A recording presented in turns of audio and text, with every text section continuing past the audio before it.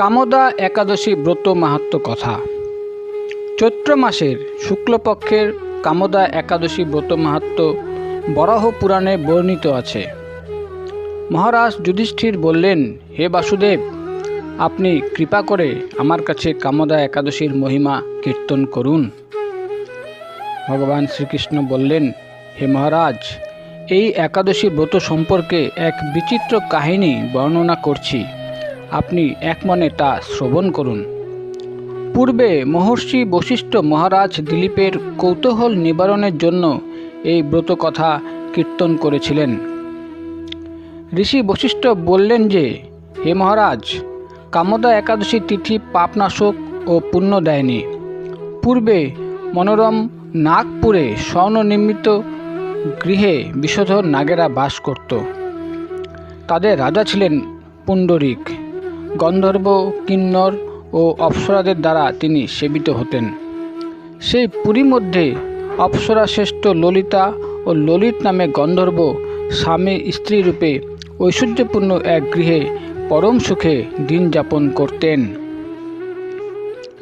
একদিন পুণ্ডরিকের রাজসভায় ললিত একা গান করছিলেন।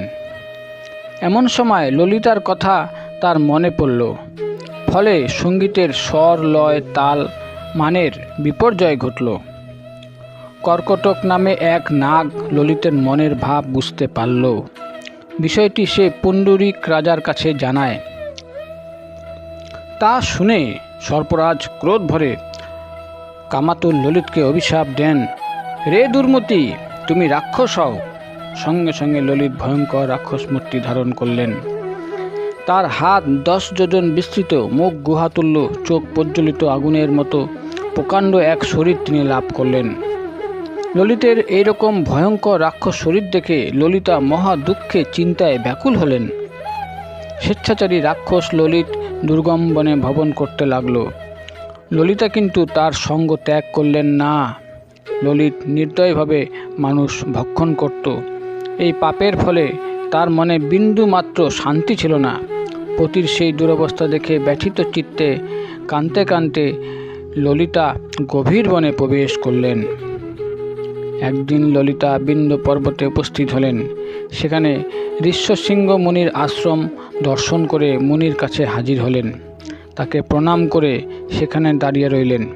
মুনিবর জিজ্ঞাসা করলেন, হে সুন্দরী, তুমি কে, কার কন্যা, কি কারণেই বা এই গভীর বনে এসেছ? উত্তরে ললিতা বললেন, হে প্রভু, আমি বীরধন্যা গন্ধর্বের কন্যা। আমার নাম ললিতা। আমার পতির পিচাসত্ব দূর হয় এমন কোনো উপায় জানবার জন্য এখানে এসেছি। তখনই ঋষি বললেন, চৈত্র মাসের শুক্লপক্ষে কামদা নামে যে একাদশী আছে, তুমি সেই ব্রত যথাবিধি পালন করো। এই ব্রতের পুণ্যফল তোমার স্বামীকে অর্পণ করলে তৎক্ষণাৎ তার সমস্ত পাপ বিনষ্ট হবে।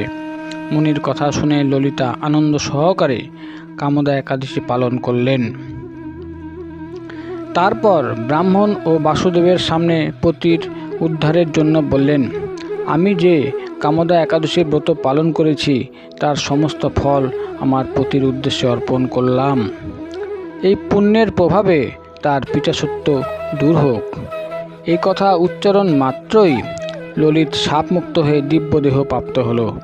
পুনরায় গন্ধর্ব দেহ লাভ করে ললিতার সঙ্গে মিলিত হলেন।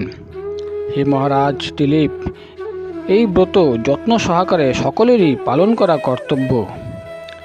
এই ব্রত ব্রহ্মহত্যা, পাপ বিনাশক এবং পিচাসত্ব মোচনকারী। এই ব্রত কথা শ্রদ্ধাপূর্বক পাঠ ও শ্রবণে বাজপেয় যজ্ঞের ফল লাভ হয়। এই হলো কামদা একাদশীর ব্রত মাহাত্ম্য কথা।